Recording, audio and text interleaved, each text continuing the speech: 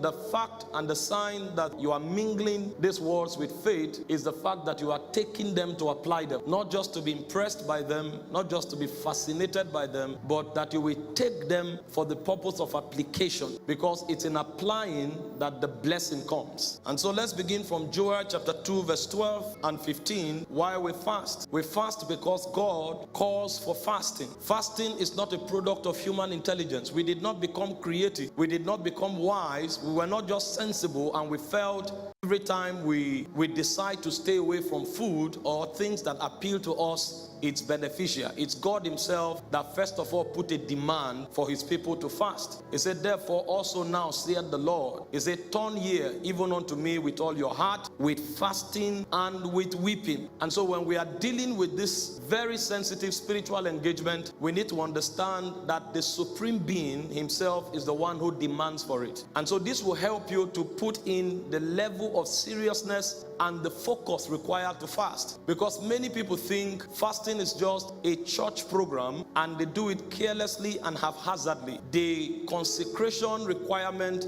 the hallowedness required in the time of fasting is not there. There are many people who fast and spend all the time watching movies because they think it's about staying without food for a particular period of time. Fasting is deeper than that. A spirit is inviting you to a time of intercourse, a time of focus, and a time of attention to him alone. So it's a call that God puts on the human spirit. You find that also in Joel 1:14, and it's replete in scriptures. The second reason we fast is that maturity demands it. If you want to grow in this kingdom, you must engage this enterprise of fasting. There's no mature Christian who does not engage in fasting periodically. Time and again, you will have to stay away from food. Ecclesiastes chapter 10 verse 17, the Bible made a very strong statement. It said, blessed art thou, O land, when thy king is the son of the nobles, and thy princes eat in due season for strength and not for drunkenness. And so fasting and the ability to stay away from food or to eat food for the purpose of service and strength is an act of nobility. And in this kingdom, when you come into maturity,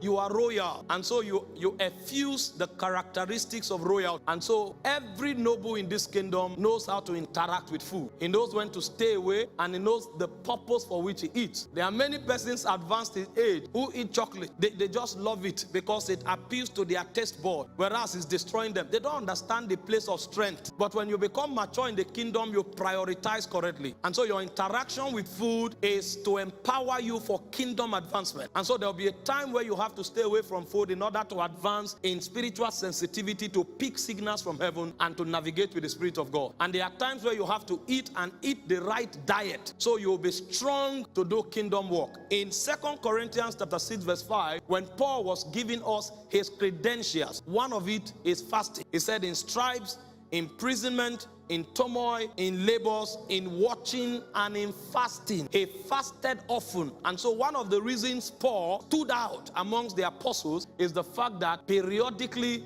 Paul engaged in the enterprise of fasting. And so fasting is necessary for maturity. And the third reason we must engage in fasting is the fact that every man is tested around his appetite. If you have not conquered your appetite, you are a failure waiting to happen. The very first man God created was tested around his appetite. Adam, who was the first design, he was supposed to be the best. He was supposed to be the most advanced of God's creatures. However, when the test of appetite was put forward, he failed. The devil came to him. He didn't test his intelligence. The devil came to him. He didn't test him on any other thing but his appetite. This was a guy manifesting highest level intelligence. All the animals God created, he didn't need to read a book. He didn't need to consult with any document. He could name the animals according to the names that God named them. But he failed the test of appetite as though he was an inexperienced person. And truly he was. Because if he was experienced, he would have known that he must have